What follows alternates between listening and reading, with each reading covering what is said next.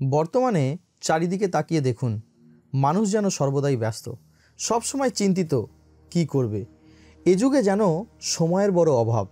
অথচ একটু ভালো করে আপনি লক্ষ্য করুন, দেখবেন প্রায় সকলেই চাইছে কেউ একটু তাকে সাহায্য করুক। আপনার চারপাশে আপনি একবার দেখুন, আপনিও এই বিষয়টি উপলব্ধি করতে পারবেন। কেনই বা আমরা সাহায্য চাই? যেখানে আমরা নিজেরা সমাধান করতে পারি না বা আশানুরূপ ফল লাভ করতে পারছি না, অনেক চেষ্টার পরেও সেখানেই আমরা অপরের সাহায্য আশা করি। এর অন্তর্নিহিত সত্য হলো সমস্যা। আর এই সমস্যা এমনই সাধারণ একটি বিষয় যে প্রত্যেক মানুষের জীবনে তা আসেই। এমন কোনো মানুষকে আমি আজও পর্যন্ত দেখিনি যে আমাকে বলেছে সে কোনোদিন কোনো সমস্যায় পড়েনি বা কখনো কোনো সমস্যায় পড়বে না। তাহলে আমরা দেখি যে সমস্যা প্রায় প্রত্যেক মানুষের জীবনেই আসে, তবে তাতে সমাধান এক একজন এক একভাবে লাভ করে। অপরদিকে আরও একটি বিষয় আছে, সেটি হলো সমস্যাকে আমরা কিভাবে দেখছি। আজ আমরা সমস্যাকে দেখা নিয়ে আলোচনা করব, যাকে আমি দৃষ্টিকোণও বলতে পারি। প্রিয় বন্ধু, আপনি কি এমন কোনো সমস্যায় জর্জরিত হয়েছেন যখন আপনার মনে হয়েছে সামনে একেবারে কোনো আশা নেই? তখন আপনি কি করছেন?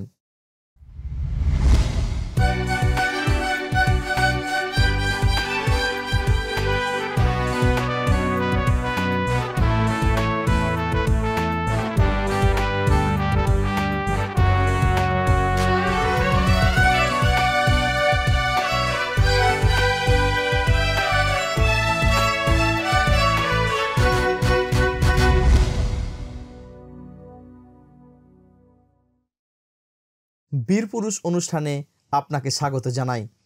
আমাদের সঙ্গে থাকুন। আমি ভানুপ্রতাপ পাল, আর আমার সঙ্গে আছে আমাদের দাদা সুব্রত মণ্ডল। আসুন এবারে আমরা আলোচনার মধ্যে প্রবেশ করি। ভাই, এই সুযোগের জন্য তোমাকে অনেক ধন্যবাদ। তবে তুমি আজ যে বিষয়টি নিয়ে কথা বলতে শুরু করেছো তা খুবই আকর্ষণীয় বিষয়, সমস্যা বিষয়ক দৃষ্টিকোণ।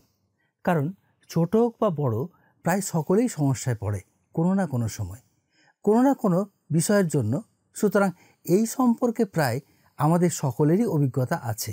এখানে শুধু তোমার আর আমার বিষয় বলছি না, কিন্তু আমাদের সামনে যে দর্শক বন্ধুরা আছেন তাদের কথাও বলছি।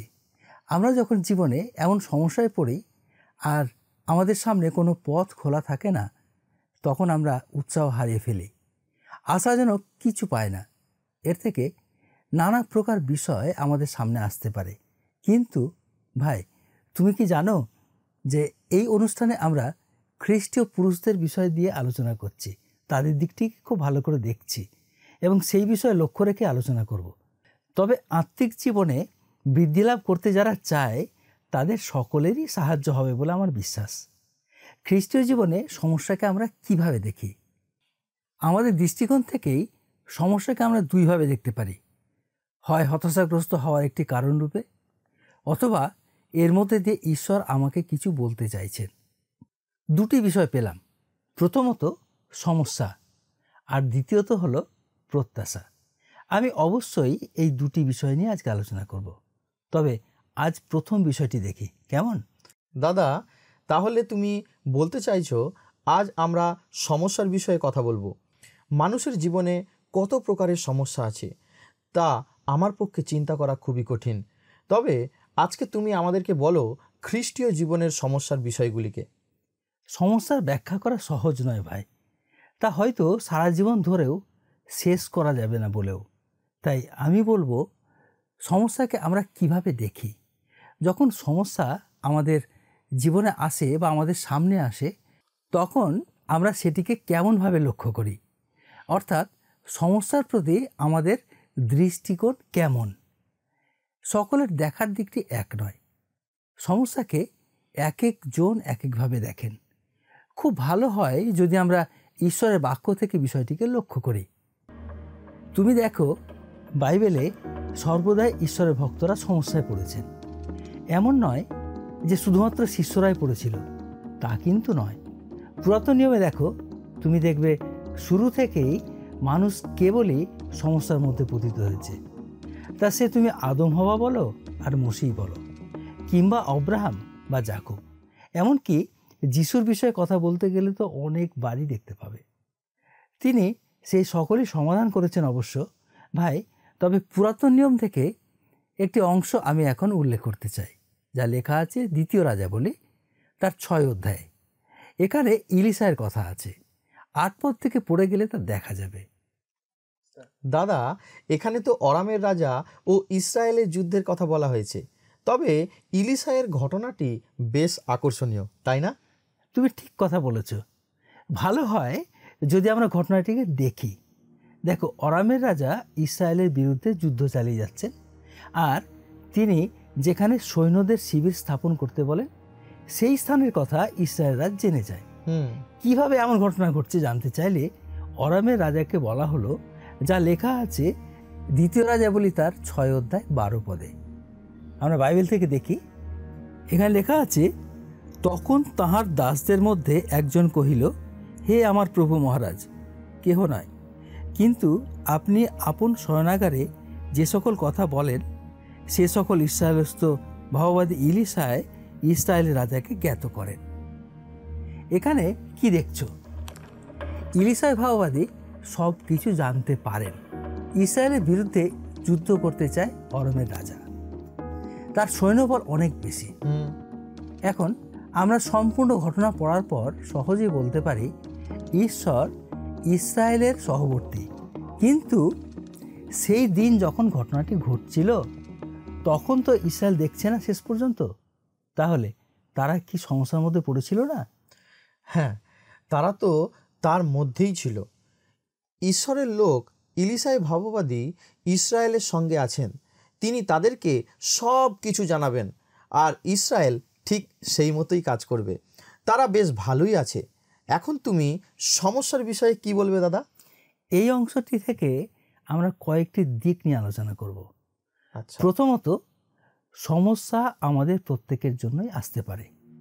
ওই ঘটনায় ইসরায়েল সমস্যার মধ্যে পড়েছিল, কারণ অরামের রাজা ইসরায়েলকে পরাজিত করে তা অধিকার করবে।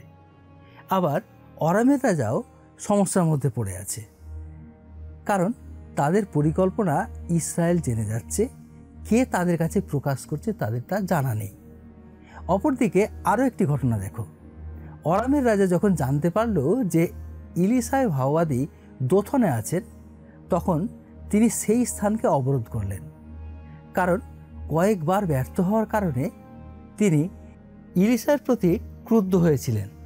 15 পদে লেখা আছে, আর ঈশ্বরের লোকের পরিচারক প্রত্যুষে উঠিয়া যখন বাহিরে গেল, তখন দেখো অনেক অশ্ব ও রথসহ এক সৈন্যদল নগর বেষ্টন করিয়া আছে। পরে তাহার চাকর কহিল, হায় হায়, হে প্রভু, আমরা কি করিব? আজ আপনিও কি সমস্যায় পড়ে আছেন? আপনিও কি একই কথাই বলছেন যে হায় হায়, এখন আমি কি করব? আমি বলি, ঈশ্বরের বাক্যের কাছে আসুন, তার কাছে উত্তর আছে।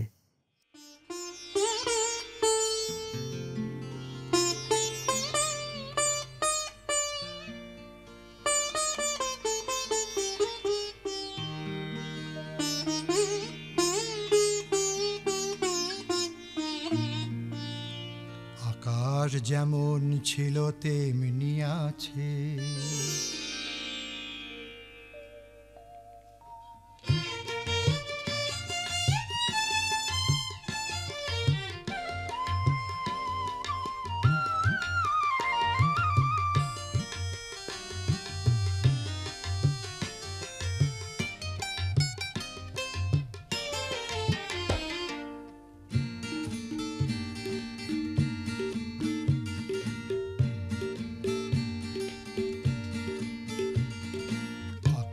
যেমন ছিল তেমনি আছে, বাতাসে ঝড়ের দোলা তেমনি নাচে, চন্দ্র সূর্য তারা আজও ওঠে, গাছে গাছে ফুল ফোটে, এসব কিছুই বদলায়নি, মানুষ শুধুই আজ বদলে গেছে। আকাশ যেমন ছিল তেমনি আছে।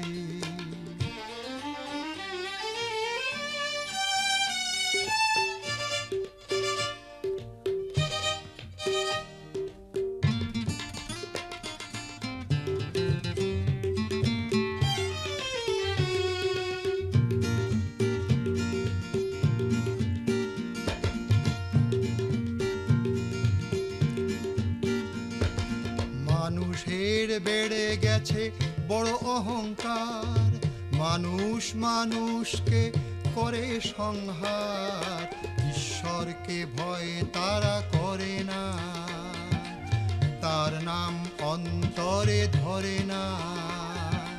ঈশ্বরকে ভয় তারা করে না, তার নাম অন্তরে ধরে না। ব্যভিচার পাপকে সঙ্গী করে জীবনে মৃত হয়ে আছে বেঁচে। আকাশ যেমন ছিল তেমনি আছে।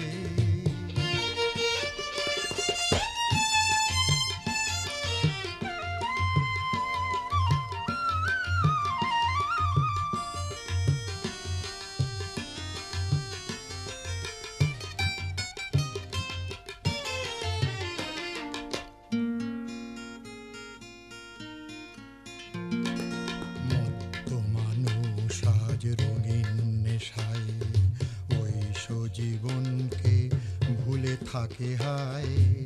অর্থের লোভে আজ নানান পেশায় পাগলের মতো সে নিজেকে জড়ায়। সময় এসেছে এখন মনকে ফেরাও, ওগো পথহারা তুমি হাতটি বাড়াও। যিশু দাঁড়িয়ে দেখো দুয়ারে, ফিরিয়ে দিও না কো তাহারে।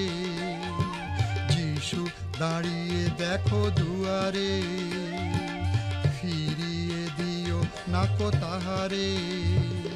মুক্তিদাতা তিনি পরিত্রাতা, এসেছেন সবার কাছে নিজেই যেচে।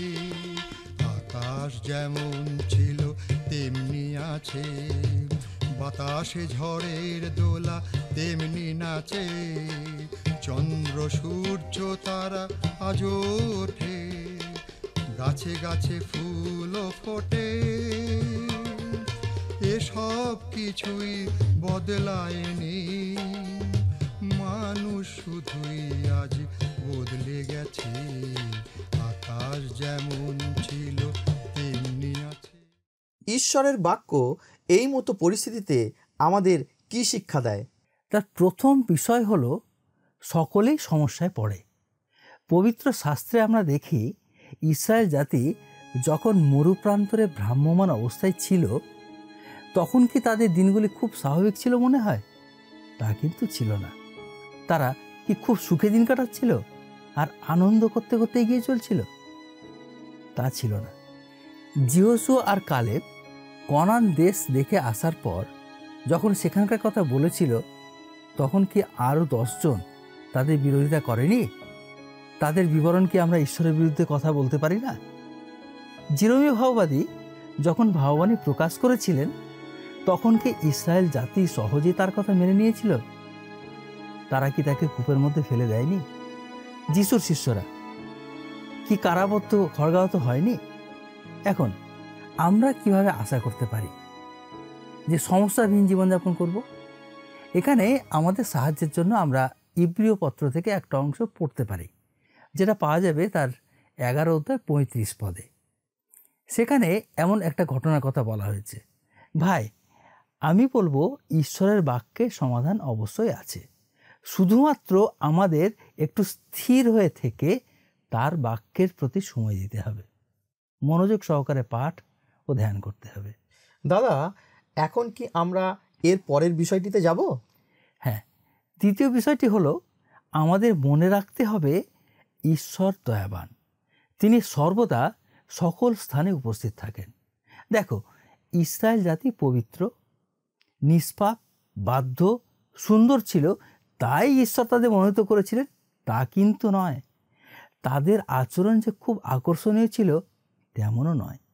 দ্বিতীয় বিবরণ তার 7 অধ্যায় তার 8 পদে লেখা আছে, দেখো সেখানে আমরা পাই, কিন্তু সদাপ্রভু তোমাদেরকে প্রেম করেন। একই ঈশ্বর আজও আমাদের এবং সকল মানুষকে প্রেম করেন। ইসরায়েল জাতির বিষয়ে বাইবেল বলে তারা শক্তগ্রীব জাতি। আবার যিশায়া পুস্তকে বলা হয়েছে, গরু আপন মালিককে জানে, গর্দভ আপন প্রভুর জাবপাত্র জানে, কিন্তু ইসরায়েল জাতি জানে না, আমার প্রজাগণ বিবেচনা করে না।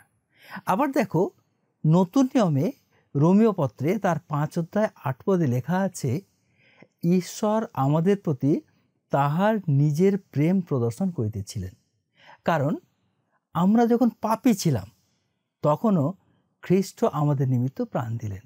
এখন তোমার কি মনে হয়, ইলিশায়ের চাকর যখন দেখছে যে তারা অরাবের সৈন্য দ্বারা বেষ্টিত আর বাঁচার কোনো আশা নেই, তখন কি ঈশ্বর তাদের অবস্থা দেখছেন না? ঈশ্বরের বাক্যে তেমন তো বলা নেই। নিশ্চয়ই তাদের আশা আছে। ঈশ্বরের বাক্য বলে, দেখো আমি যুগান্ত পর্যন্ত তোমাদের সঙ্গে সঙ্গে আছি, আমি কোনো ক্রমে তোমাকে ত্যাগ করিব না, ছাড়িব না। আমরা তার উপর নির্ভর করতেই পারি। দাদা, এবারে তার পরের বিষয়টি কি আপনার থেকে জানতে পারি? হ্যাঁ, তুমি ঠিক কথা বলেছ। যেমন তুমি বললে, এসো আমরা এবারে আরও একবার দেখি 2 রাজাবলীতে আসি। আর সেখানে 6 অধ্যায় তার 16 পদে কি কথা লেখা আছে জানো? এটা আমার মুখস্থ, আমি বলতে চাই। হ্যাঁ বলো। তিনি কহিলেন, ভয় করিও না, উহাদের সঙ্গীদের অপেক্ষা আমাদের সঙ্গী অধিক। হ্যাঁ ঠিক বলেছ। এই কথা বলছেন ইলিশাও ভাওবাদী। এখানে আরও আমরা দেখতে পাই যে এই কথা বলার পর তিনি সেই চাকরটির জন্য প্রার্থনা করলেন। লক্ষ্য করেছো তার ফলস্বরূপ কি ঘটল? দেখো 17 পদে এখানে লেখা আছে, তখন সদাপ্রভু সেই যুবকটির চক্ষু খুলিয়া দিলেন, যেন সে দেখিতে পায়। আর সে দেখিতে পাইল, আর দেখো ইলিশায়ের চারিদিকে অগ্নিময় অশ্বে ও রথে পর্বত পরিপূর্ণ। ঈশ্বর চোখ খুলে দেওয়ার পরেই সেই চাকরটি জানতে পেরেছিল যে সেই সময় তাদের যা খুব বেশি প্রয়োজন তার যোগান দেওয়া আছে। সুতরাং আমি এখানে তৃতীয় বিষয়টি বলতে পারি যে আমাদের যখন যা প্রয়োজন সেই সবই ঈশ্বরের কাছে আছে। এখন প্রশ্ন হলো, আমি কেন তার কাছে নিজের যথার্থ প্রয়োজনীয় বিষয় জ্ঞাত করব না, যেখানে তিনি সব কিছু দিতে পারেন? দাদা, বিষয়গুলি বেশ আকর্ষণীয় এবং শুনতে খুবই ভালো লাগছে। এখন কি আপনি একটু বুঝিয়ে বলবেন যে ঈশ্বর কোন কোন সময় আমাদের কিভাবে যোগান দেন? হ্যাঁ ভাই, তোমার প্রশ্নের উত্তরে আমি বলি, এই বিষয়ে একমাত্র বাইবেলই আমাদের সঠিক বিষয়গুলো দেখাতে সমর্থ। যেমন দেখো, হাগার এবং ইসমাইল যখন অব্রাম কর্তৃক বিতাড়িত হয়ে প্রান্তরের মধ্যে দিয়ে যাচ্ছিলেন, তখন তাদের তৃষ্ণায় ঈশ্বর তাদের জল জুগিয়েছিলেন। সেখানে লক্ষ্য করো, ঈশ্বর তার চোখ খুলে দেওয়ার পরেই সে দেখতে পেয়েছিল সজল কূপ। আবার আজ আমাদের প্রয়োজন আছে প্রার্থনা করা, ঈশ্বর যেন আমাদের চোখ খুলে দেন আর আমরা তার পরিকল্পনা দেখতে পাই, বুঝতে পারি। ঈশ্বর যখন আমাদের জীবনের পাপ সকল দেখিয়ে দেন, তখনই আমরা বুঝতে পারি যে আমরা পাপী। অর্থাৎ ব্যক্তিগতভাবে তিনি যখন আমাদের নিজেকে দেখতে সাহায্য করেন, তখনই কেবল পাপের জন্য আমরা অনুতপ্ত হই আর তার কাছে আসতে পারি। এইভাবে তুমি অনেক উদাহরণ পাবে পবিত্র বাইবেলে। ঈশ্বর আমাদের দৃষ্টি দান করেন, তার দ্বারাই আমরা প্রকৃতপক্ষে আত্মিক বিষয়টি দেখতে সমর্থ হই। আত্মিক দিকে বলবন্ত না হলে আমরা কিভাবে অন্ধকারের অধিপতির সঙ্গে যুদ্ধ করতে পারবো? তবে গীত সংহিতার একটি পদের উল্লেখ আমি করতে চাই এই সময়। ভাই, তুমি কি তা পড়বে? হ্যাঁ দাদা, তুমি বলো। তুমি পাঠ করো গীত সংহিতা থেকে তার 54 গীত 7 পদ। হ্যাঁ, আমি এখনই পড়ছি। গীত সংহিতা 54 অধ্যায়ের 7 পদে এইরূপ লেখা রয়েছে, কারণ তিনি আমাকে সমস্ত সংকট হইতে উদ্ধার করিয়াছেন এবং আমার চক্ষু আমার শত্রুগণের দশা দেখিয়াছে। দেখো, এখানে দাউদের সেই সময়কার কথা উল্লেখিত হয়েছে যখন সে রাজা শৌলের ভয়ে লুকিয়ে আছে, আর কিছু লোক রাজাকে তার বিষয়ে জানালো। এখন দাউদ যেমন কঠিন পরিস্থিতির মধ্যে পড়েছে সেটা নিশ্চয়ই তুমি বুঝতে পারছো। হ্যাঁ হ্যাঁ, তিনি ঈশ্বরের উদ্ধার দেখেছেন, ঈশ্বরের প্রতি তার নির্ভরতা আছে, তাকে সমস্যা থেকে উদ্ধার লাভ করতে সমর্থ করেছে। সমস্যা আছে বলে আমরা উদ্ধারের অপেক্ষা করব, অবশ্যই দেখব সেই অপেক্ষা কি ঈশ্বরের প্রতি নির্ভরতা যুক্ত। আরও একটি দৃষ্টান্ত আমি বলি। মনে পড়ে যিশু যখন 5,000 লোককে আহার দেন তখন তিনি তাদের খাদ্যের প্রয়োজনীয়তা বুঝেছিলেন, আর তাই তিনি তাদের প্রতি করুণাবিষ্ট হয়েছিলেন এবং খাদ্যের যোগান দিয়েছিলেন। এগুলো কি আমাদের স্বাভাবিক অবস্থায় প্রয়োজনীয়তার কথা বলে না? আমরা এই পর্যন্ত বিশেষত দেখলাম আমাদের সমস্যার মধ্যে ঈশ্বর কিভাবে আমাদের সহবর্তী থাকেন এবং সকল কিছু তিনি আমাদেরকে দিয়ে থাকেন। এমনকি আরও কিছু আছে যেগুলো জানার মধ্য দিয়ে আমরা আমাদের বিশ্বাসের জীবনে আরও শক্তিশালী হয়ে উঠতে পারি। ঈশ্বর তার বাক্য দ্বারা আমাদের যখন যেভাবে শিক্ষা দেন তখন সেই বিষয়গুলি আমাদের কাছে প্রকাশিত হয়, আর আমরা নতুন কিছু লাভ করি। আমরা দেখলাম সমস্যার প্রাথমিক কয়েকটি দিক। এবারে আমি বলবো আমরা সমস্যার মধ্যে পড়ে সাধারণত যে বিষয়গুলি ভুলে যায় আর সেগুলি ঈশ্বরের প্রতি নির্ভরতা থেকে আমাদের দূরে নিয়ে যায়, সেই বিষয়গুলি বলবো।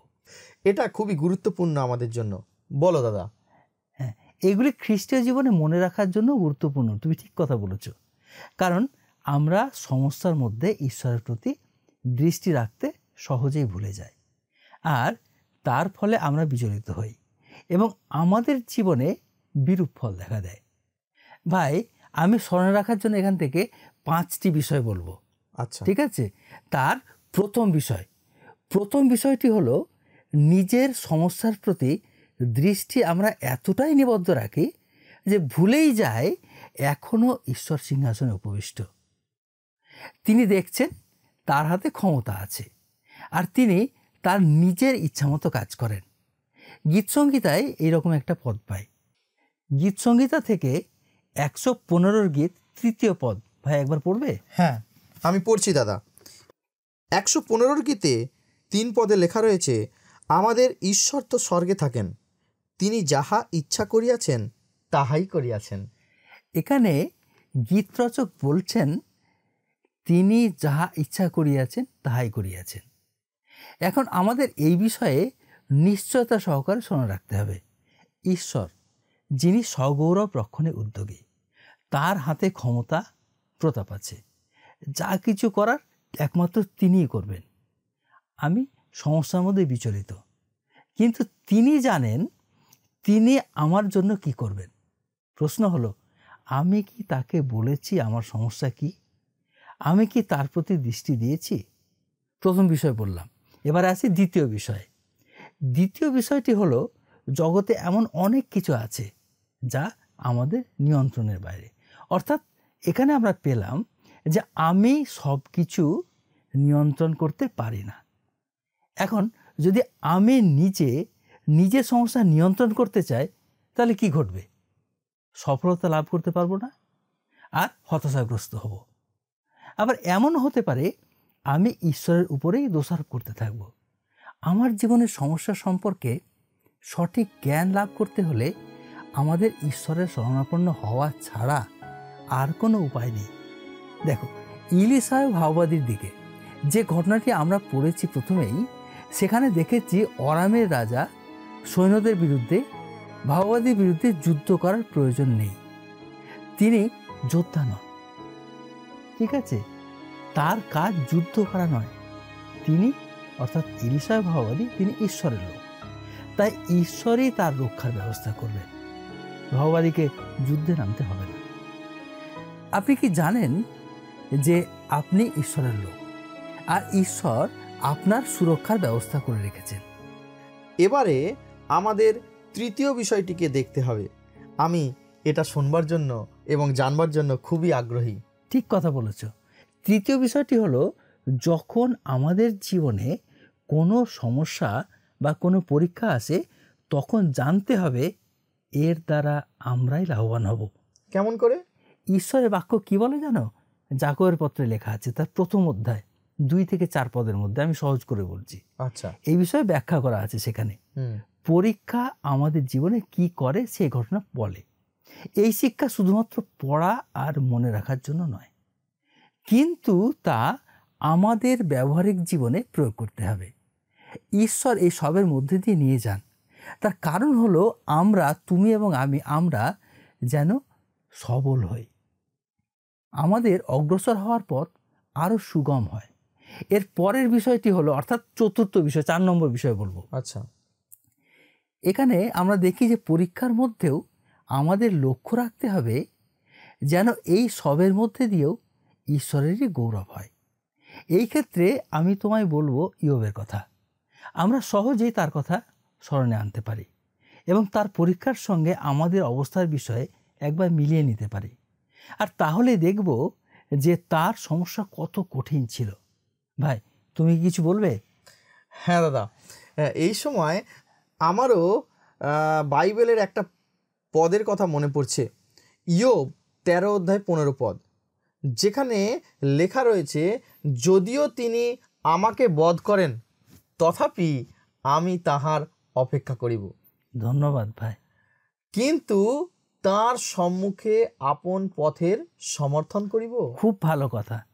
এবারে আমরা সর্বশেষ বা পঞ্চম বিষয়ে আসি। এই বিষয়টি হলো, সমস্যার সময় পরামর্শের জন্য আমাদের ঈশ্বরের কাছেই যেতে হবে। জগতে পরামর্শদাতা অনেকে থাকতে পারেন, কিন্তু বিশ্বাসীর প্রথম ও প্রধান পরামর্শদাতা ঈশ্বর। এই কথা ভুললে চলবে না। আপনি কার কাছে পরামর্শ পেতে চান? এই হলো স্মরণে রাখার জন্য 5টি বিষয়। দাদা, আজকের আলোচনা খুবই ভালো লাগলো, কিন্তু এখন আরও একবার যদি তুমি আজকের আলোচিত বিষয়গুলিকে স্মরণ করিয়ে দাও, তাহলে আমাদের এই বিষয়গুলিকে মনে রাখতে খুবই সহজ হবে। ঠিক আছে। সমস্যাকে আমরা কিভাবে দেখি এবং সমস্যার সময় মনে রাখার জন্য কয়েকটি দিক। সমস্যার প্রাথমিক বিষয় হলো, যে কোনো মানুষের জীবনে সমস্যা আসতে পারে, তাই বিশ্বাসীদের জীবনেও আসতে পারে। দ্বিতীয়ত, সমস্যার মধ্যে পতিত অবস্থায়ও ঈশ্বর আমাদের প্রতি দয়াবান। এবং তৃতীয়ত, আমাদের যখন যা প্রয়োজন সে সবই ঈশ্বরের কাছে আছে। আর মনে রাখার জন্য 5টি বিষয় বলেছি। তার প্রথম বিষয়, ঈশ্বর সিংহাসনে উপবিষ্ট। দ্বিতীয়, জগতের সকল কিছু আমি নিয়ন্ত্রণ করতে পারি না। তৃতীয়, পরীক্ষার দ্বারা আমি লাভবান হব বা পরিপক্ক হব। এবং চতুর্থ, এই সবের মধ্যেও ঈশ্বরেরই গৌরব করতে হবে। পঞ্চম বা শেষ বিষয় দেখেছি, সমস্যার সময় পরামর্শের জন্য আমাদের ঈশ্বরের কাছেই যেতে হবে। দাদা, অনেক ধন্যবাদ জানাই আজকের এই সুন্দর আলোচনার জন্য। আমি বিশ্বাস করি সকল দর্শক বন্ধু আজকের এই আলোচনা দ্বারা অনেক উপকৃত এবং আনন্দিত হবে। আমি আপনাকে অনুরোধ করব একটি প্রার্থনার মধ্য দিয়ে আজকের এই অনুষ্ঠানের সমাপ্ত ঘোষণা করতে। ঠিক আছে, প্রার্থনা করি। স্বর্গস্থ মঙ্গলময় প্রভু, তোমার ধন্যবাদ দিই আজকের এই সুন্দর সুযোগের জন্য। আমাদেরকে সাহায্য করেছো প্রভু আমাদের সমস্যার বিষয়ে জানতে। আমাদের দর্শক বন্ধুদের প্রত্যেকে আশীর্বাদ করো। তাদের জীবনে কোনো না কোনো সমস্যা থাকতেই পারে, আশীর্বাদ করো যেন তারা সেই সব কিছুর সমাধান লাভ করে। প্রত্যেকের সঙ্গে থাকো এবং আমাদেরও এগিয়ে নিয়ে চলো। সকল ভার তোমাকে দিয়ে প্রার্থনা প্রভু যিশুর নামে চাই, আমেন। আশা করি আজকের এই অনুষ্ঠান আপনাদের ভালো লেগেছে।